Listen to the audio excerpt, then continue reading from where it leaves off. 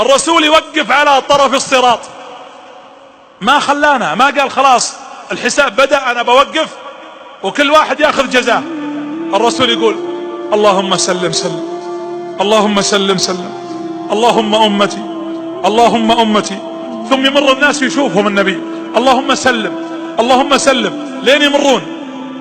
إذا طلعوا واطمأن أن الناس مشوا على الصراط راح للطرف الثاني اللي هو الطرف اللي عند باب الجنة، فتفتح أبواب الجنة ويبدأ الرسول يدخلنا واحد واحد، ياخذك يا إبراهيم ويا محمد ويا فهد ويا خالد ويا منيرة، ويمسكك حتى يهديك ويدخلك إلى قصرك. اللهم لا تحرمنا من هذا الموقف يا رب العالمين. هذا مشهد عظيم. طيب خلاص، طيب دخلنا الجنة انتهينا؟ لا، فينظر النبي فيقول إن من أمتي من أدخله الله النار. فينظر النبي فيقول إن من أمتي من أدخله الله النار.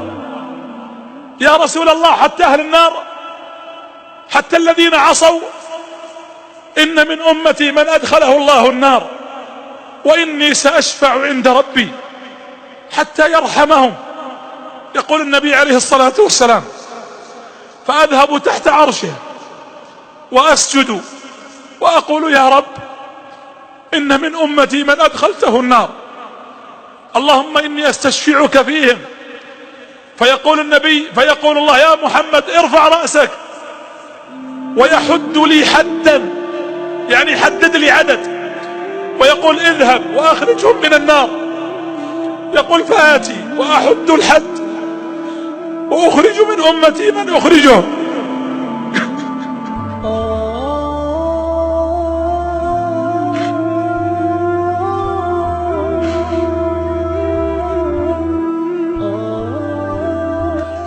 ثم يقول ادخلهم الجنة ويبقى عدد، فأشفع مرة ثانية فيحد لي حد فأخرجهم وأدخلهم الجنة. يقول 4 مرات. يقول فأستحي من ربي وأسجد مرة خامسة فأقول يا رب إن من أمتي من أدخلته النار. فيقول الله يا محمد ارفع رأسك واذهب وأخرج كل من كان في قلبه لا إله إلا الله. يقول فآتي وأخرج منهم، ثم أذهب المرة السادسة فيقول الله يا محمد اذهب وأخرج كل من كان في قلبه مثقال ذرة.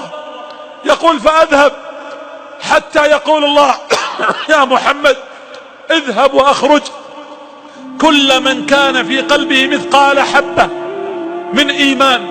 يقول فأخرج ما شاء الله من أمتي حتى يدخلون الجنة. ثم إذا أردت الدخول خلاص يا رب إنه من أمتي، فيقول الله له يا محمد إنك لا تدري ماذا أحدث بعدك. أحدث يعني غير، بدل، أبدع، يعني بدعة، ابتدع. قالوا سحقا سحقا فيؤخذ إلى النار. هذه رحمة الرسول عليه الصلاة والسلام. لقد جاءكم رسول من أنفسكم عزيز عليه ما عنتم حريص عليكم بالمؤمنين رؤوف رحيم.